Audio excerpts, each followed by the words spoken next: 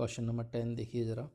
A particle of mass m is moving around the origin with a constant force pulling it toward the origin.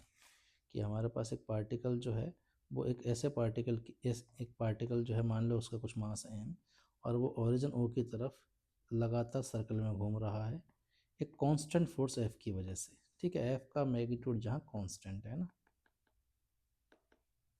ठीक है, अब देखो एक चीज़ यहाँ पे हल्की सी कॉन्ट्राडिक्टिंग लगेगी आपको कि अगर फोर्स कांस्टेंट है तो उसको सर्कल में कैसे घुमा सकता है। Definitely force constant force circle में नहीं घुमा सकता। तो यहाँ पे जो कांस्टेंट फोर्स जो है ना, ये इसके मैग्नीट्यूड को बोलना चाह रहा होगा डेफिनेटली। ठीक है क्या, एक यूनिफॉर्म फोर्स के बस की बात है ही नहीं कि वो सर्कल में घुमा दे। यहाँ वो कांस्टेंट फोर्स मतलब केवल मैग्नीट्यूड कांस्टेंट बोलना चाह रहा होगा। ठीक है, अदरवाइज सवाल की लैंग्वेज ही गलत रहेगी। आगे क्या बोला है, if Bohr model is use to describe its motion.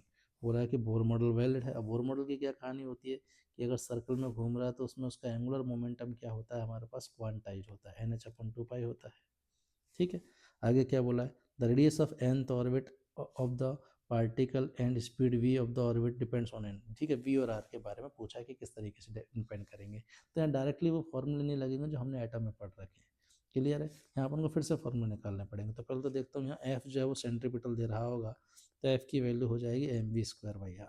एक इक्वेशन तो यहाँ से आ गई और एक इक्वेशन यहाँ से हो गई। तो यहाँ से r और b में रिलेशन निकालना है, वो भी प्रोपोर्शनलिटी। तो आप पहले इक्वेशन से r की वैल्यू निकाल के दूसरी में रख दो। तो पहले इक्वेशन से r की वैल्यू कितनी आ जाएगी, mv²/f।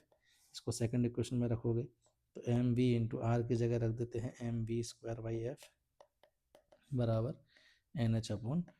तो बाकी सब तो कांस्टेंट है, तो वेलोसिटी का क्यूब प्रोपोर्शनल आर एन के, तो वेलोसिटी प्रोपोर्शनल हो जाएगी प्रिंसिपल क्वांटम नंबर की पावर 1/3 के। ठीक है, यहीं अगर मैं रेडियस की अगर बात करूँ तो पहले वाले इस इक्वेशन नंबर 1 से आर प्रोपोर्शनल आ रहा है वेलोसिटी के स्क्वायर के, बाकी एम और एफ तो कांस्टेंट बोले ही हैं। तो आर प्रोपोर्शनल आ जाएगा किसके, वेलोसिटी खुद एन की पावर 1/3 के प्रोपोर्शनल है, तो इसका स्क्वायर से रेडियस प्रोपोर्शनल आ जाएगी एन की पावर 2/3 के। अब देखो ऐसा कौन सा ऑप्शन है रेडियस जो 2/3 में और हमारे पास वेलोसिटी हो 1/3 में। तो रेडियस 2/3 में, वेलोसिटी 1/3 में, यही हो गया।